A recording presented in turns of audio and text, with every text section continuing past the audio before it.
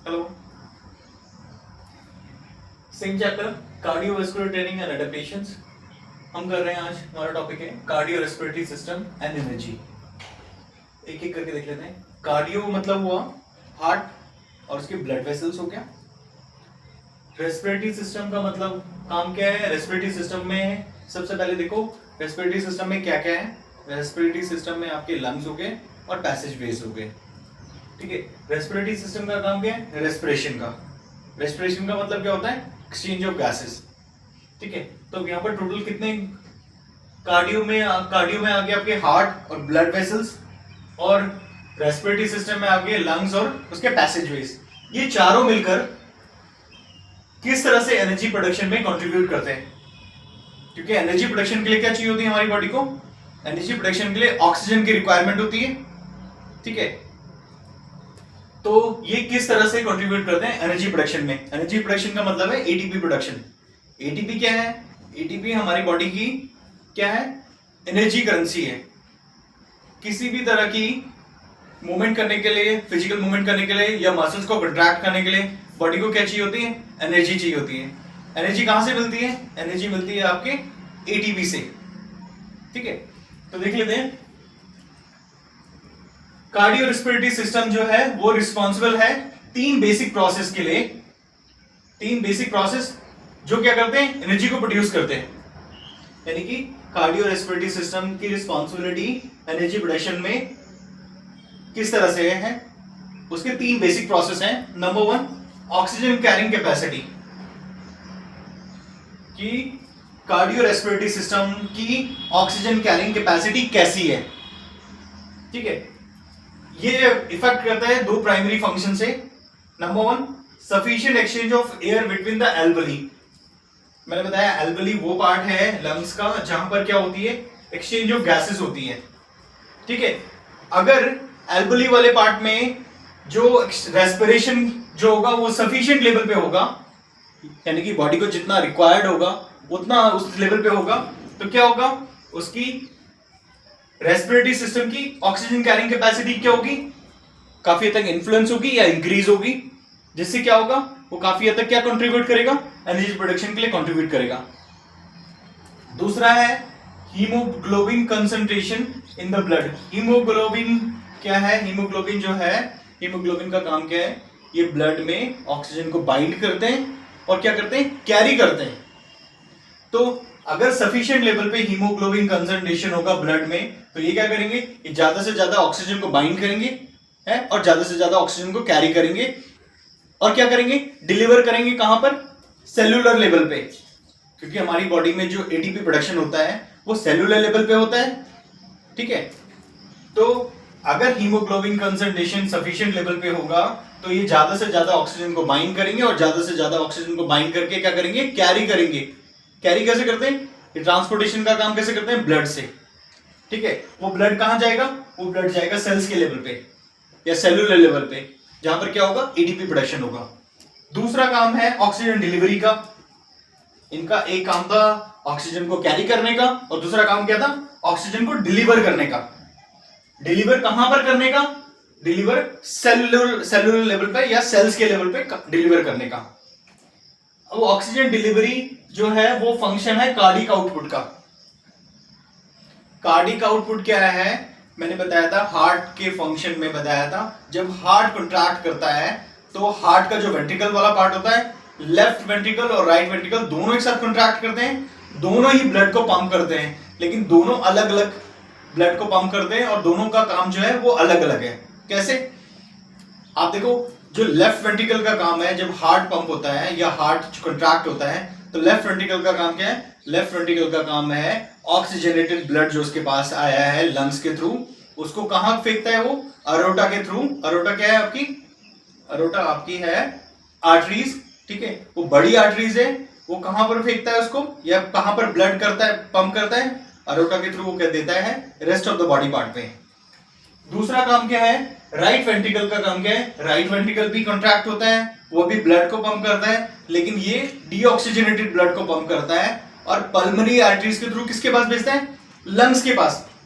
अब लंग्स का काम क्या है? यहां पर लंग्स का काम है वो जो उसके पास डीऑक्सीजनेटेड ब्लड आया है उसकी जगह क्या करना, ऑक्सीजन डाल के देना उसको। जो एल्वोली में मैंने बताया था ना आपको, लंग्स के फंक्शन में बताया था, जो लंग्स में एल्वोली वाला पार्ट होता है, एल्वोली जो है वो पार्ट है जहां पर एक्सचेंज ऑफ गैसेस होता है, जहां पर क्या करती है कि लंग्स कार्बन डाइऑक्साइड लेती है और ऑक्सीजन डाल के देती है किसको, ब्लड को। और जो कार्बन डाइऑक्साइड होती है यहां पर जो लंग्स को मिलती है और मेटाबॉलिक वेस्ट मिलता है ब्लड से, वो क्या करती है लंग्स कार्बन डाइऑक्साइड को रेस्पिरेशन के थ्रू और मेटाबॉलिक वेस्ट को भी रेस्पिरेशन के थ्रू क्या करती है, क्लियर कराती है। तो मैंने बताया ऑक्सीजन डिलीवरी जो है वो फंक्शन है कार्डियक आउटपुट का। कार्डियक आउटपुट का मतलब है कि हमारा हार्ट जब पंप करता है या कॉन्ट्रैक्ट करता है तो 1 मिनट में कितना ब्लड फ्लो जो है वो क्या करता है, या ब्लड को पंप करता है, 1 मिनट में कितना ब्लड को पंप करता है। कहां जाता है वो ब्लड, एक ब्लड तो जाता है, मैंने बताया था वेंट्रिकल वाला पार्ट, एक तो बॉडी की तरफ जाता है, दूसरा पार्ट कहां जाता है, लंग्स की तरफ। ये दोनों काम किसका है, ये दोनों काम हार्ट में वेंट्रिकल वाला पार्ट से, वेंट्रिकल वाले पार्ट का काम है। तो मैंने बताया ये कार्डियक आउटपुट का मतलब क्या है, एक the amount of blood pump, या 1 मिनट में हार्ट जो है कितना ब्लड को पंप करता है। अब इसको निकालते कैसे हैं, कार्डियक आउटपुट का एक फॉर्मूला है, मैथमेटिक फॉर्मूला।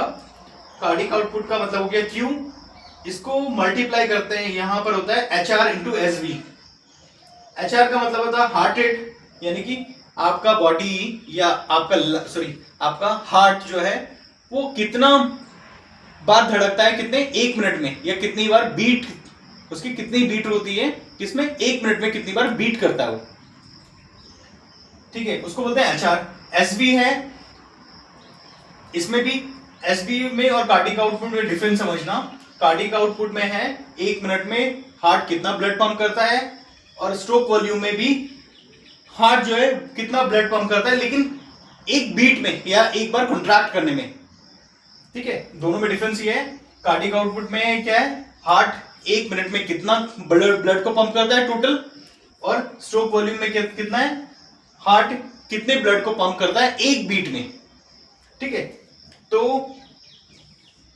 आपकी क्या है, ऑक्सीजन डिलीवरी जो किस पे डिपेंड करती है, आपके कार्डियक आउटपुट पे। कार्डियक आउटपुट किस पे डिपेंड करता है, आपकी हार्ट रेट पे और स्ट्रोक वॉल्यूम पे, ठीक है।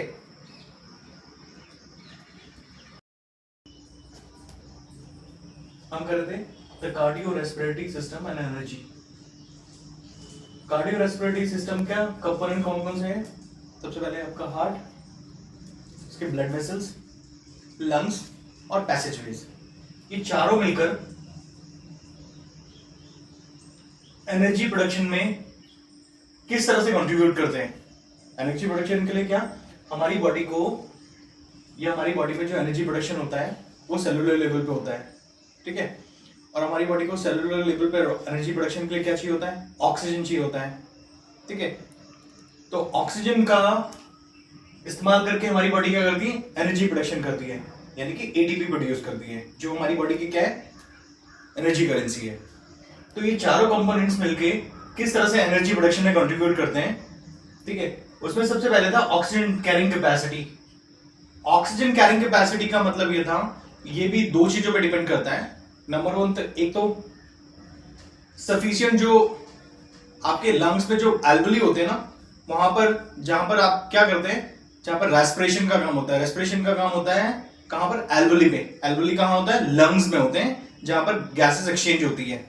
एक तो सफिशिएंट स्पेस होना चाहिए जहां पर, कहां पर, एल्वोली में, जो लंग्स का पार्ट है, जहां पर क्या होती है, एक्सचेंज ऑफ गैसेस होती है, यानी कि रेस्पिरेशन का काम होता है, ठीक है। दूसरा डिपेंड करता था हमारी ब्लड में जो हीमोग्लोबिन कंसंट्रेशन है वो सफिशिएंट लेवल पे हो, ठीक है।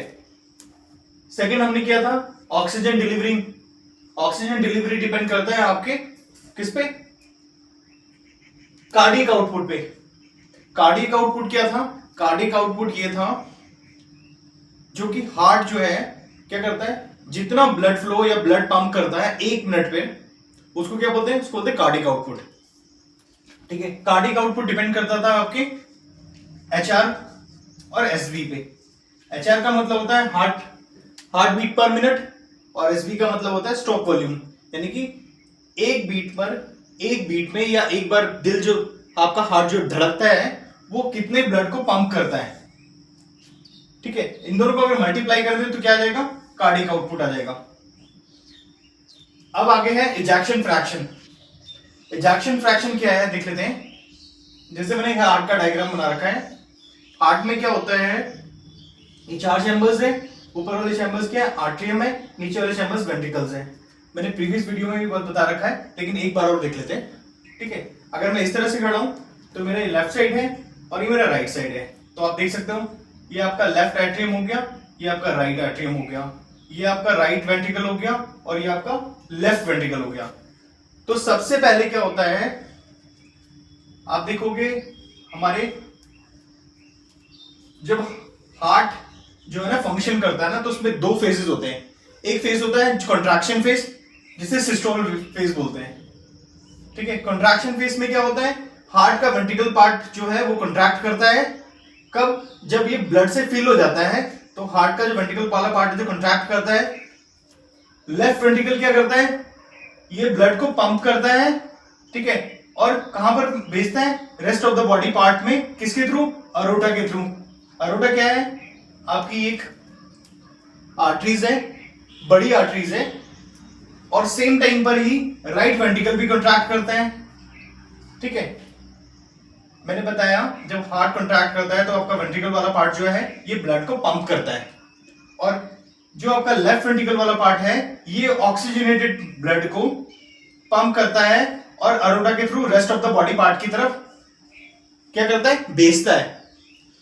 सेम टाइम पर राइट वेंट्रिकल वाला पार्ट भी कॉन्ट्रैक्ट करता है। जब ये चैम्बर फिल हो जाता है ब्लड से तो ये क्या करता है, ये भी कॉन्ट्रैक्ट करता है और ये क्या करता है, ब्लड को पंप करता है पल्मोनरी आर्टरीज के थ्रू, किसको कहां को भेजता है, लंग्स की तरफ। लेकिन दोनों में डिफरेंस क्या है, लेफ्ट वेंट्रिकल जो है वो ऑक्सीजनेटेड ब्लड को पंप करता है और rest of the body part की तरफ भेजता है, और जो राइट वेंट्रिकल वाला पार्ट है ये भी ब्लड को पंप करता है, लेकिन ये जो करता है वो है डीऑक्सीजनेटेड ब्लड को पंप करता है। ठीक है, ये पल्मोनरी आर्टरीज के थ्रू किसके पास भेजता है, लंग्स के पास। ठीक है, अब मैंने बताया था कि सिस्टोल फेज क्या है, सिस्टोल फेज वो है जहां पर हार्ट कॉन्ट्रैक्ट करता है और ब्लड पंप करता है। दूसरा होता है डायस्टोल फेज। डायस्टोल फेज में क्या होता है, ये हार्ट रिलैक्स करता है और क्या होता है, ब्लड फ्लो, यानी कि वेंट्रिकल जो होता है आर्टरियम के थ्रू वेंट्रिकल और फिलअप होता है, यानी कि चैम्बर्स जो होते हैं ब्लड से फिल होते हैं। कहां से आते हैं, आपका जो राइट साइड वाला पार्ट है हार्ट का वो आपका बॉडी से डीऑक्सीजनेटेड ब्लड और जिसमें मेटाबॉलिक वेस्ट होता है वो गिरता है आपके राइट आर्टरियम से राइट वेंट्रिकल की तरफ, और जो आपका लंग्स की तरफ से ऑक्सीजनेटेड ब्लड आता है वो आता है लेफ्ट आर्टरियम से वेंट्रिकल की तरफ। तो यहां सारा चैम्बर्स फिल होता है और कंट्रैक्शन फेज पे क्या होता है, ब्लड फ्लो होता है या पंप होता है, जो कहां जाता है, एक तो rest of the body part में जाता है, दूसरा कहां जाता है, लंग्स की तरफ जाता है। ठीक है, समझ आ गया इतना। सिस्टोल का मतलब होता है कंट्रैक्शन फेज और डायस्टोल का मतलब होता है जहां पर आपके जो ब्लड या जो हार्ट है वो रिलैक्स करता है और आपके जो चैम्बर्स होते हैं वो ब्लड से फिल होते हैं। तो इसमें आगे हम कर रहे हैं इजेक्शन फ्रैक्शन। इजेक्शन फ्रैक्शन का मतलब क्या है, the percentage of blood volume in the ventricle ejected during contraction is called ejection fraction. मैंने बताया था डायस्टोल फेज में क्या होता है, डायस्टोल फेज पे चैम्बर जो होते हैं आपके हार्ट के जो चैम्बर्स होते हैं किससे, ब्लड से फिल होते हैं, और सिस्टोल फेज में क्या होता है, वो कंट्रैक्शन से ब्लड फ्लो होता है या ब्लड पंप करता है। तो जितना परसेंटेज ऑफ ब्लड जो वॉल्यूम होगा जो वेंट्रिकल से इजेक्ट होगा यानी कि बाहर निकलेगा, कब, ड्यूरिंग कंट्रैक्शन फेज, जब ब्लड पंप होता है उसे क्या बोलते हैं, इजेक्शन फ्रैक्शन। देखो होता क्या है, जब आपकी बॉडी रेस्ट पे होती है तो आपके मसल्स को क्या होता है, उतनी ऑक्सीजन की जरूरत नहीं होती है। ठीक है, उस टाइम पे भी आपका हार्ट जो है वो दोनों फेज में होता है। आपका हार्ट क्या करता है, कंट्रैक्शन फेज में भी आता है, रिलैक्स फेज में भी आता है। तो जितना इसमें ब्लड फिल हुआ है, जितना इसमें ब्लड फिल हुआ है वेंट्रिकल वाले पार्ट में, वो सारा का सारा रेस्ट के टाइम पे सारा का सारा पंप नहीं होता है, कुछ इसमें बच जाता है, तो जो उसका परसेंटेज होता है उसे क्या बोलते हैं, उसे बोलते हैं इजेक्शन फ्रैक्शन। और जब आप एक्सरसाइज कर रहे होते हैं तो आपकी बॉडी में क्या होता है, आपके मसल्स लेवल पे या मसल सेल्स को क्या चाहिए होती है, ऑक्सीजन की रिक्वायरमेंट होती है। तो जब आप बॉडी एक्सरसाइज कर रहे होते हैं, एक्सरसाइज फेज में आपकी बॉडी को क्या होता है, ज्यादा ऑक्सीजन की रिक्वायरमेंट होती है, तो सारा का सारा जो ब्लड चैम्बर से फिल होता है वो सारा का सारा इजेक्टेड होता है या पंप होता है। ठीक है, कब, जब आप एक्सरसाइज कर रहे होते हैं। तो ये क्या है, ये सारा इजेक्शन फ्रैक्शन है। ठीक है, in the ventricle ejected during contraction is called ejection fraction. Rest time पे क्या होता है, लगभग 50% के आसपास इजेक्ट होता है या ब्लड पंप होता है, उसमें सारा का सारा जितना फिल होता है उतना नहीं रिजेक्ट होता है। लेकिन जब एक्सरसाइज कर रहे होते हैं तो बॉडी में मसल्स को ज्यादा ऑक्सीजन की रिक्वायरमेंट होती है, तो सारा का सारा ब्लड जो फिल होता है चैम्बर से, वो सारा का सारा इवन 100% तक क्या होता है, इजेक्ट होता है। कब, कंट्रैक्शन फेज में। ये सारा क्या था, ये इजेक्शन फ्रैक्शन है। ओके, नेक्स्ट हम कर रहे हैं ऑक्सीजन एक्सट्रैक्शन।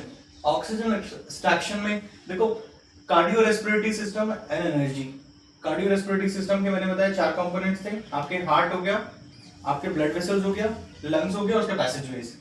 ये किस तरह से एनर्जी प्रोडक्शन में अपना कंट्रीब्यूट करते हैं, किस लिए, एनर्जी प्रोडक्शन के लिए क्या चाहिए होता है, बॉडी को ऑक्सीजन चाहिए होता है सेलुलर लेवल पे, सेल्स के लेवल पे। ठीक है, तो सबसे पहले ऑक्सीजन कैरिंग कैपेसिटी में क्या था कि बॉडी कितनी इफिशिएंटली क्या करती है, ऑक्सीजन को क्या करती है, पहले एक्सचेंज करती है और क्या करती है, कैरी करती है। कहां तक का, ब्लड तक का।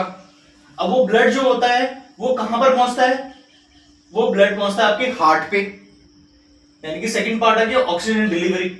ऑक्सीजन डिलीवरी में क्या था, ये लगभग फंक्शन है उसका कार्डियक आउटपुट का। अब यहां पर आ गया ऑक्सीजन, जब ब्लड के थ्रू हार्ट तक पहुंचा तो हार्ट कितनी इफिशिएंटली क्या करता है, उस ऑक्सीजन को सेलुलर लेवल पर तक का भेजता है। थर्ड आ गया ऑक्सीजन एक्सट्रैक्शन। ऑक्सीजन एक्सट्रैक्शन का मतलब है अब बॉडी के पास ऑक्सीजन आ गया है सेलुलर लेवल पे, यानी कि सेल्स के लेवल पे, तो बॉडी कितनी इफिशिएंटली उसको यूटिलाइज करता है, किसके लिए, किसके लिए करता है, एनर्जी प्रोडक्शन के लिए। तो इसको बोलते हैं ऑक्सीजन एक्सट्रैक्शन। ठीक है, ऑक्सीजन एक्सट्रैक्शन का मतलब यह है कि ये प्रोसेस है जहां पर बॉडी में टिश्यू जो है वो ऑक्सीजन को लेते हैं, कहां से, ये पहुंचा था ब्लड से, कहां पहुंचा था, आपके हार्ट में, हार्ट से कहां पहुंचेगा, आपके सेल्स के लेवल पे। ठीक है, वाया ब्लड ही जाएगा क्योंकि ट्रांसपोर्टेशन सारी जो है वो ब्लड से ही होगी।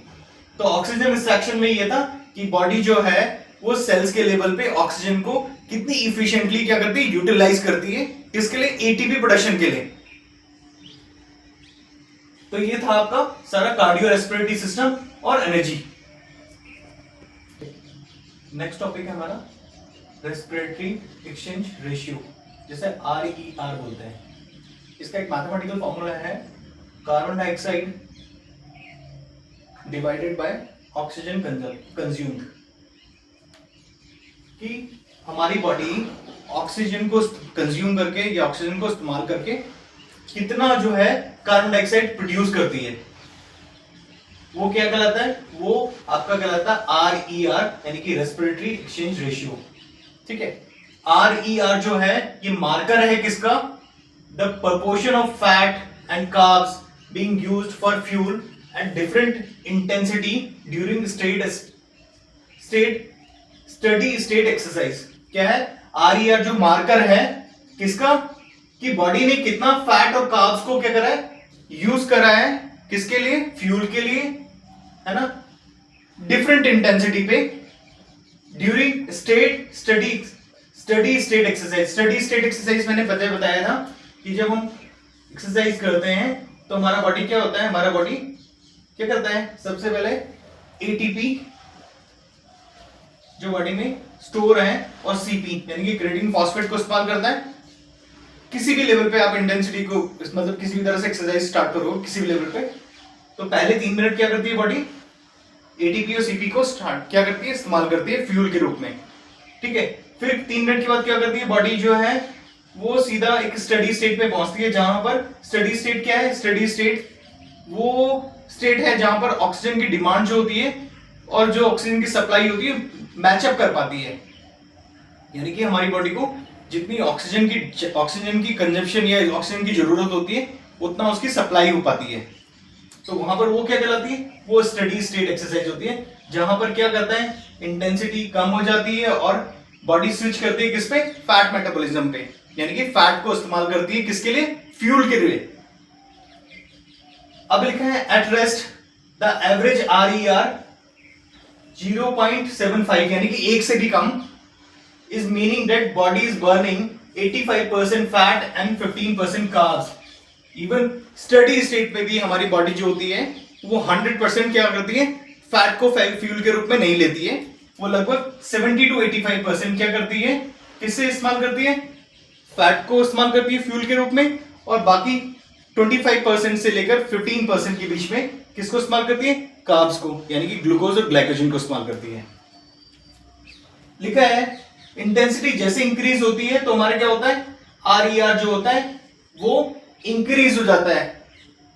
ठीक है, ज्यादा ऑक्सीजन कंज्यूम करेंगे हम तो क्या होगा, हमारा ज्यादा ऑक्सीजन कंज्यूम करेंगे तो बॉडी क्या करेगी, कार्बन डाइऑक्साइड ज्यादा प्रोड्यूस करेगी, क्योंकि बॉडी जब ऑक्सीजन को इस्तेमाल करती है तो ऑक्सीजन का बाय प्रोडक्ट क्या होता है, कार्बन डाइऑक्साइड। ठीक है, और जैसे ही इंटेंसिटी इंक्रीज होती है तो RER जो होता है वो भी इंक्रीज होता है, क्योंकि कार्ब जो होता है वो ज्यादा बर्न होता है और फैट का जो फैट मेटाबॉलिज्म होता है वो स्लो हो जाता है। फैट कब ज्यादा इस्तेमाल होता है, रेस्ट पे। ठीक है, लगभग 70 to 85%। ठीक है, जैसे इंटेंसिटी इंक्रीज होती है बॉडी स्विच करती है किस पे, आपके ग्लूकोज और ग्लाइकोजन स्टोर्स पे। ठीक है, और फैट को क्या करती है, वो स्विच करती है। एक कॉमन मिसकंसेप्शन है कि लो इंटेंसिटी एक्सरसाइज जो होती है वो बेस्ट वे है टू बर्न मोर फैट। ठीक है, बहुत लोगों को लगता है कि जो लो इंटेंसिटी एक्सरसाइज जैसे लोग कार्डियो करते हैं ना, क्या करते हैं, उनको लगता है कि कार्डियो करने से क्या होता है, ज्यादा फैट बर्न होता है। ठीक है, ऐसा नहीं है, क्योंकि क्या करते हैं, जैसे आप कार्डियो करते हैं लो इंटेंसिटी पे, आपका बॉडी जो होता है फ्यूल के लिए फैट को ज्यादा इस्तेमाल करता है, वो ठीक है। लेकिन क्या होता है, एक होता है इपोक के बारे में प्रीवियस वीडियो में बता रखा है, डिटेल से देख सकते हैं। लेकिन जब आप हायर इंटेंसिटी पे एक्सरसाइज करते हैं तो क्या होती है, आपकी बॉडी में वियर एंड टियर ज्यादा होता है। ठीक है, इवन एक्सरसाइज कंप्लीट करने के बाद भी क्या होता है, आपकी बॉडी क्या जाती है, रिकवरी फेज में जाती है। रिकवरी फेज में मतलब क्या, जो उसके स्टोर टैंक है ATP-CP, उनको क्या करते हैं, रिप्लेनिश करती है। इसमें ऑक्सीजन की रिक्वायरमेंट होती है। फिर वो क्या करती है, आपके ग्लाइकोजन और स्टोर्स को क्या करती है, फिल अप करती है। इसमें भी ऑक्सीजन की रिक्वायरमेंट होती है। बॉडी रिकवरी फेज में जाती है। ठीक है, वहां पर भी ऑक्सीजन की रिक्वायरमेंट होती है। तो बॉडी क्या करती है, एक्सरसाइज के बाद भी बर्निंग प्रोसेस में रहती है एक तरह से। ठीक है, तो ज्यादा से ज्यादा क्या करती है बॉडी, मतलब फ्यूल को इस्तेमाल करती है, या कैलोरी एक्सपेंडिचर बढ़ जाता है। तो ये आपका RER था।